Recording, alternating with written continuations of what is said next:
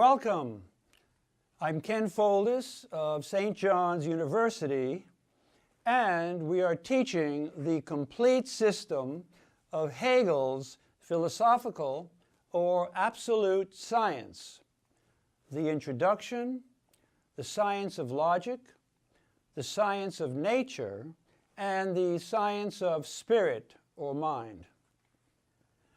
The introduction to absolute science, or phenomenology of spirit, that we will be teaching in this module, is the first science of Hegel's system. The purpose of these lectures is to provide you with the basic tools that will enable you to understand Hegel's phenomenology of spirit. The module will contain 9 lectures with 4 parts to each lecture.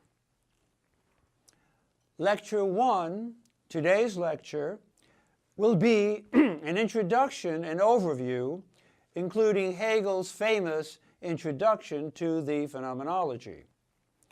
Lecture 2 will treat A, consciousness, Lecture 3, B, self-consciousness, Lecture 4, C, AA, reason, A, observing reason, Lecture 5, C, AA, reason, B, active reason, and C, practical reason. Lecture 6, C, BB, spirit, A, true spirit, and B, self-alienated spirit. Lecture 7, C, BB, spirit, C, spirit certain of itself.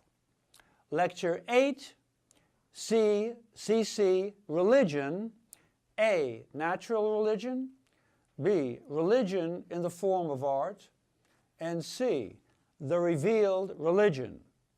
And lastly, Lecture 9, C, DD, absolute knowledge. Today's topics will be: 1. What is absolute science and how was it discovered? 2. A brief overview of the phenomenology of spirit. And 3. Hegel's introduction to the phenomenology.